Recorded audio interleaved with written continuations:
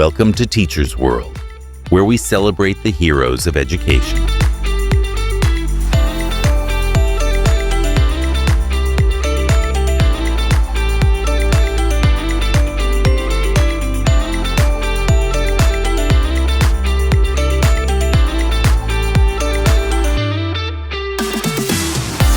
Join us on Teacher's World, only on the Achievement Channel. Hello and welcome to Teacher's World, the show dedicated to equipping educators with the tools to thrive and the motivation to lead.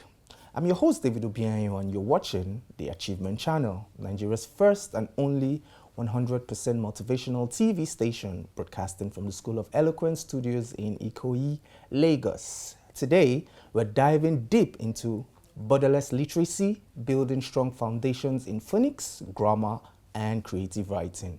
Joining us on the show is Falaye Tomiwa Faith, a passionate English educator, literacy advocate, and licensed teacher with the Teachers Registration Council of Nigeria.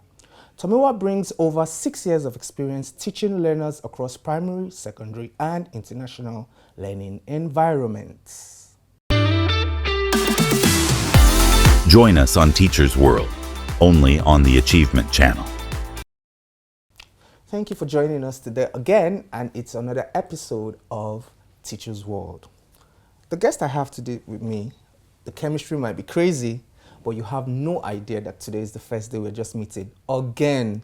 So the power of social media, it's just crazy. Like, I remember sending you the invite and you're like, whoa, like, is this happening? So it's good to have you on the show, Tomiwa. It's good to be here. Thanks for having me. Okay, so I have been seeing all you've been doing on social media, and I must give you kudos because I feel like you're just, coming up in the game and you took the bull by the horns. From what you do, you're an English teacher, right? Yes, I am. And that's all you've taught in the classroom. So how does early phonics set the foundation for strong grammar in creative writing later on in the future for a child? Well, I think that I usually compare phonics learning to you walk before you run. Okay. Right. So if a child is learning phonics, they have to, before they can learn to sprint, they have to first say, do I have my balance first? So once that balance is set there, it makes it easier for them to understand the major rules. Now, we don't teach phonics in isolation.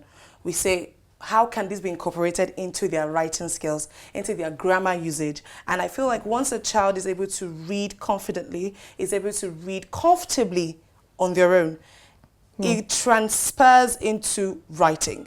And of course, a child that has been reading, that has been learning, all the experiences just comes into bloom when it comes to creative writing, all right? And that way, you can see all the things that they've learned, how authors have created stories, how authors have, arranged their sentences and structures all in one. And that way, it makes their own writing easy. It doesn't feel like something that is forced now. It now feels that it's something I enjoy doing, so why not continue in that line? So the more language a child absorbs when reading and learning, the richer their writing skill becomes. So I think that's the best way to go for it. Of course, everybody has their own opinions and approach, but yeah, that's the one I use. So walking before running. So I'm going to give you your flowers. I'm somebody who will comment what I see when I say it. So there's no reason why you should not be teaching English. I love how you speak. Thank you. Have we talked on the call before? I don't think so. Maybe this morning or something. Yeah. So I see why you're getting the big bucks.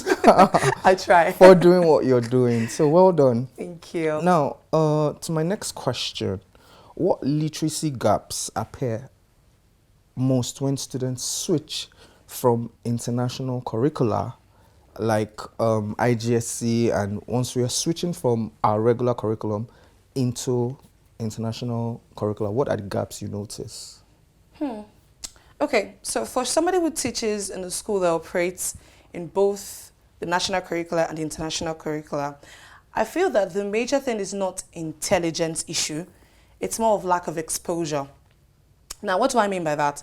The national curricula teaches students to be able to fish rather than how to swim in the ocean of ideas. What do I mean by that? They're able to recognize the answers when they see it for national curricula. That is Regular. But the international curriculum requires you to think. You have to be able to think, why is this so? And how am I able to show my evidence to analyze or pair that this is why I think this is so? This is why my opinion is A. Looking at the evidence, I see that this is why my opinion is A.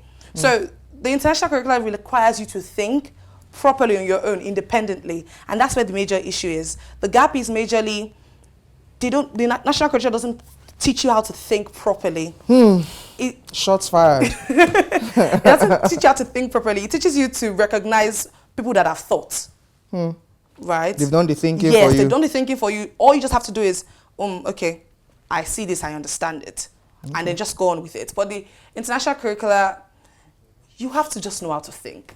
Honestly, and that's just the way it is. The more energy you put into thinking for your ideas, the easier it is for you. The easier it is for you to understand the curriculum. And I feel that the international curriculum in its own is easier to understand and grasp, better than the one that we operate here in Nigeria. Really? Yes, because I'm giving you my opinions based on what I see.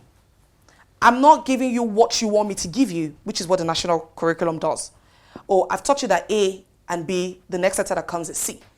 But the international curriculum tells me, I know that A plus B or A and B afterwards comes C, but I think that D might do a better job before C. Here is why. Or tell me why not. Or tell me why not. And that's just the way it is. And they're not marking you in a rigid formula where, oh, you didn't get this. Strictly answer. Yes, it's basically, I see your opinion, I understand it. I respect it. I respect it. I may not fully agree, but I see where you're coming from. And that's just the major gap there. So it's not an intelligence issue. It's more of, I'm not so exposed to this, and that's the major gap we need to bridge first.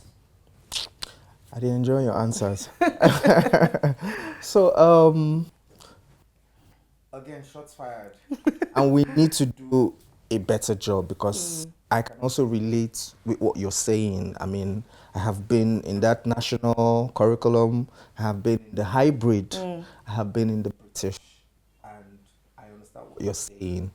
They teach you how to survive, basically. Yes. International curriculum teaches you, it instills the skills that are required to survive. I was just thinking, I mean, we're talking behind the scenes and you were telling me you've taught just secondary school. So I was wondering, I specialized in lower primary, like not even higher primary. If you had to go to lower primary, do you think it's something you would fancy? I think it's something I would fancy, because for the longest time, I've taught from the grade of year 4 to year 6 virtually. That's secondary school, right? No, year 4? No, year 4, that's Primary 4, yes. Oh, virtually, you've done that? 6, yes. Okay. But I haven't done it in a physical classroom. That's why I don't often say, because of course in a room No, it counts. in a room where there are like 20 of those kids, and it's different from one-on-one. Or I can just tell you, do this, do that. True. But in a room full of them, it's like a different ballgame entirely. And it is something I would fancy, yes, for the experience of it, to see how, the kids might operate together in the team of room or team of students. Of children. Yes. Okay. So I think it's something I fancy doing. I would fancy. Okay. All right. So the way you answer your question sometimes just takes me back to the different situations I've been in. Like I've been in schools where I taught just national, then we did the hybrid, and then strictly international. And I can attest to what you're saying. Like even as a teacher, it challenges you to rethink how you teach. Once you're coming from a national background and you see the international, you're like, wow, it's like night and day. Yes. Okay, so how would you, or how do you help a child move from memorizing grammar rules to now implementing and writing creatively? Okay. So when it comes to writing creatively and grammar, it's like, how else do I put this? It's like teaching a child to play a keyboard or a piano, or teaching somebody how to cook. So what do I mean by that? If I know all the steps of how to cook, or I know all the notes of a piano, it doesn't make me a musician. True. Until I practice it together or to create a music, right? Now, when it comes to teaching grammar, you don't teach it in isolation. You teach it, I don't just say, oh, this is a relative clause, or this is a noun, this is an adjective. I basically move and say, how can I use this adjective in my writing to make it more interesting? Okay. I'm able to show that grammar is not an item. It needs to be infused together to play teamwork when it comes to writing. You need to be able to show and mix it up together in this sense that I'm not just saying that when it comes to grammar, of course we do all the what is a noun, what is all of that separately. But when you're trying to move on to writing creatively at that, you then show why it is important for that skill to be incorporated here. So that way children are not just learning that alone. They're now learning, oh, because I put grammar in my writing, it makes it interesting, it makes it fascinating for anybody who picks it up. Because this is what basic or good authors do. They don't do it in a way that it's looking forced. It's obvious. They do it in a very Subtle. natural way, yes. A very natural way, and that way it just makes it flow, and that way it just improves their writing skills, improves how they think differently, because now they are putting in what they've learned in the classroom into real life work, which is writing creatively, that is. So one thing I try to do is not to just say, or I don't just stop at the basics or just teach them or for the knowledge of it. And then I now show you and I tell you, do you know if you put this into your writing skill or you do this in writing, it makes it fascinating, it makes it amazing for the reader to get it all around. And you're like, okay, and then they take that step, and with more practice, it just flows naturally that way. So I think teaching in togetherness rather than isolation is what's more important and what counts. And creates a fascinating read. On that fascinating note, I will be going on a break, and I will be back with the very delectable Ayotomiwa. Thank you.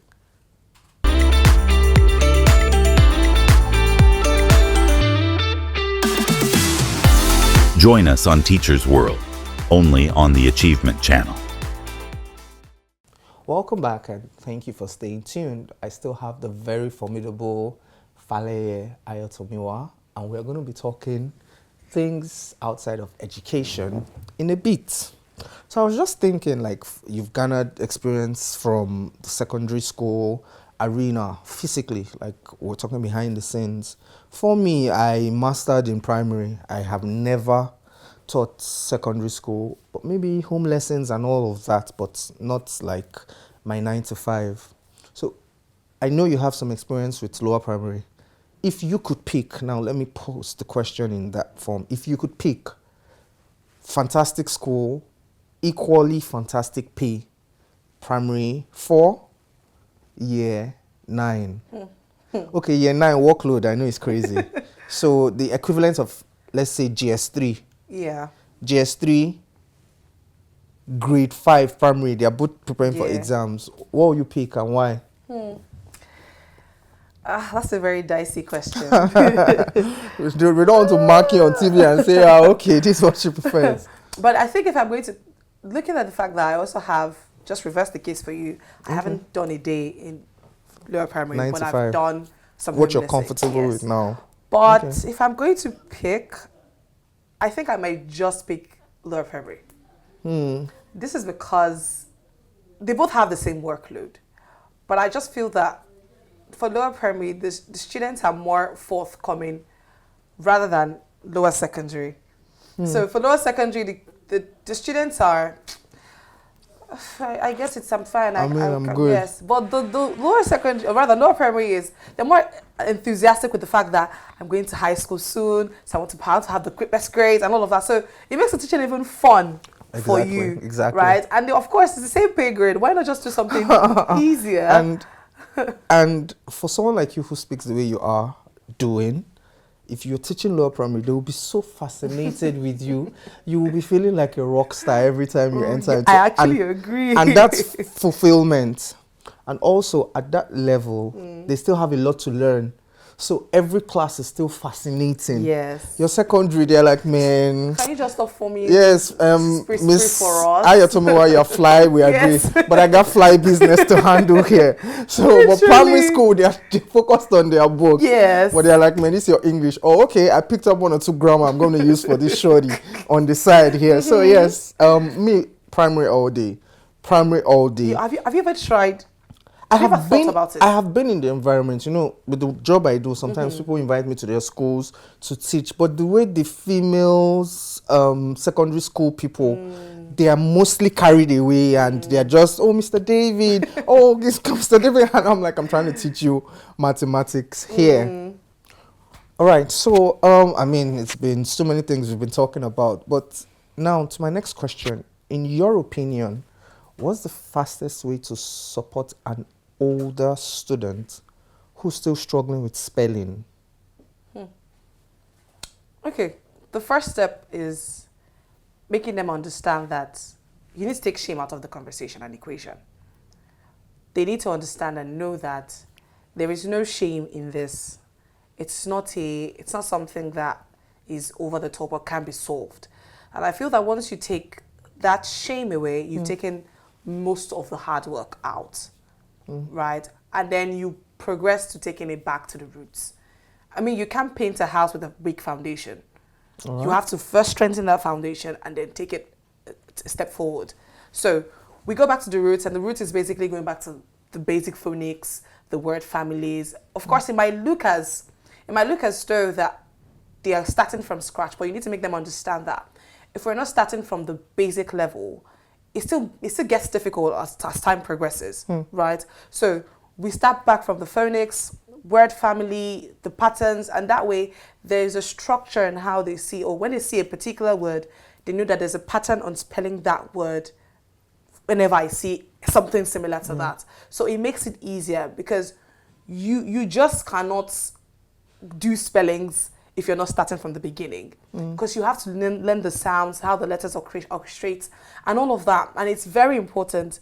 An older learner would find this difficult initially, but it also takes from the drive of motivation. Are they motivated to want to learn to spell? And if they are, that just helps it. Because recently, I once taught a student that has dyslexia. They were preparing for, I think, the SATs. And if you are familiar with students who have dyslexia, it's very tedious. Words. Yes, so it was intense. And I met this child, I think, a year before the exams. And it was back and forth. We need to have to, you are good at this, you know that. And I knew that the child was capable. But just because of that issue, it made it very difficult for us to move forward. But along the line, when we started getting the ground rolling, everything was going smoothly, the time for the exam came. But before the days of the exam, or months before the exam, I could tell that this child was almost ready for that. Even till the period where I was going to write the exam, I couldn't still say, there's going to be a great grade from this. I could see there was going to be an okay grade, because we had 1 year to, take it step by step, which wasn't enough. As much as 365 days might be, it wasn't enough. But I just knew that we wasn't going to be where I left or picked him up from. And when the results came out, I was blown away. Literally, because it was way beyond. And his mother was just like, I don't know what you did, but you did something. And that's why I just know that, first of all, you need to eradicate shame, go back to the roots, and continuously reassure them that they can do it. And I think once these three things come into play, it makes the job easier and fantastic. That answer just took me back to when I was teaching children numeracy. I mean, some people always get the whole terms mixed, numeracy and mathematics. Yeah. Numeracy is the level where they're still trying to understand numbers. Mathematics is when you now have to start using those numbers to maybe calculate formulas and all that. So that's kind of how literacy and English language is. Yeah. So going back to the basics is something that is imperative. But what you added now was taking away the stigma, whatever shame that child feels. So I was just going back, like, did you ever make a child feel ashamed? Did you? That's me going back memory lane. But that's fantastic talk. So now that's for the classroom. For parents, how can parents build a strong reading and writing culture at home without overcomplicating things? Because some parents try to do these things at home.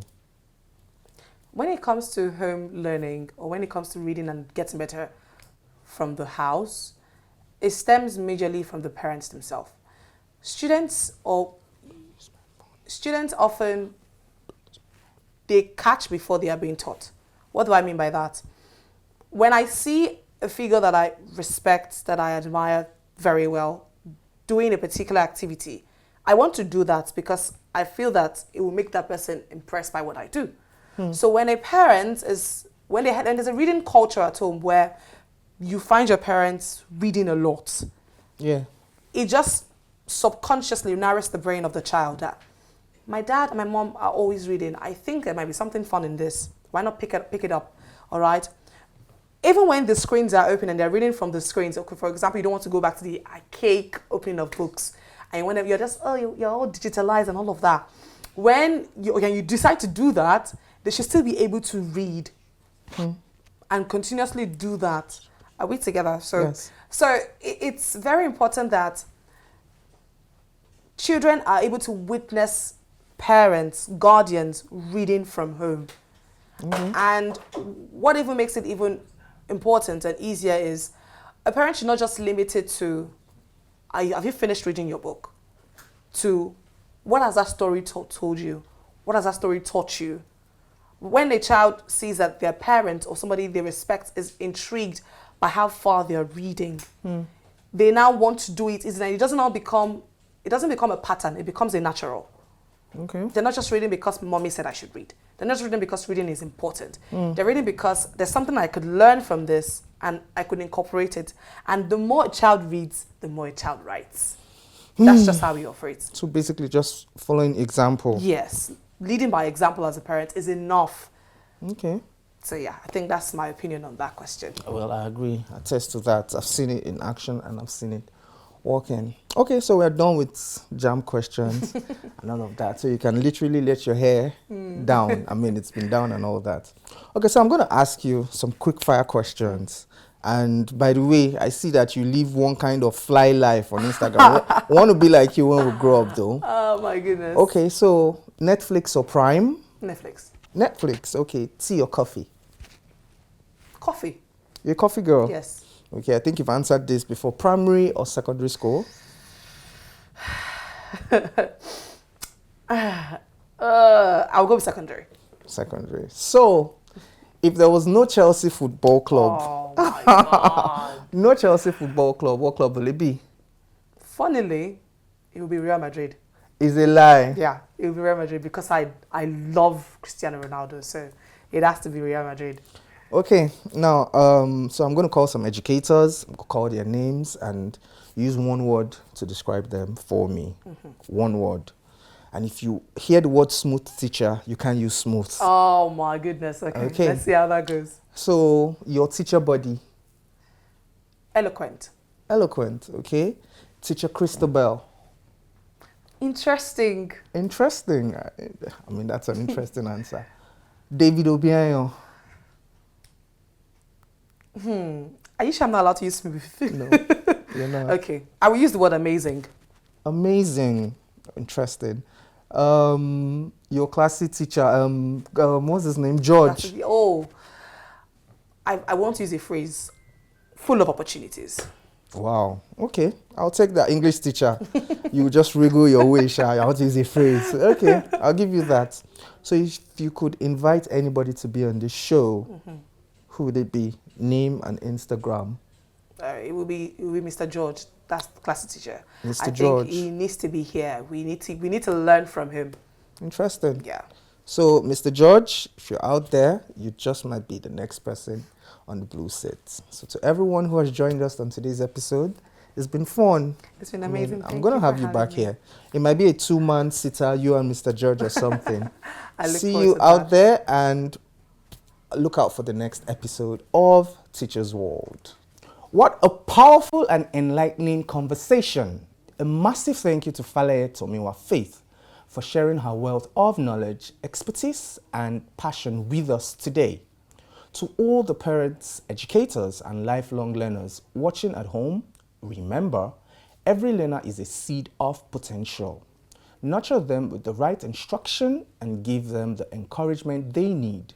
Follow our Achievement channel on all social platforms and use the hashtag #WeSeePossibilities to share your thoughts. I'm David Obianyo and this is Teachers World. So until next time, keep teaching, keep specializing, and keep seeing possibilities. And remember that regular is boring.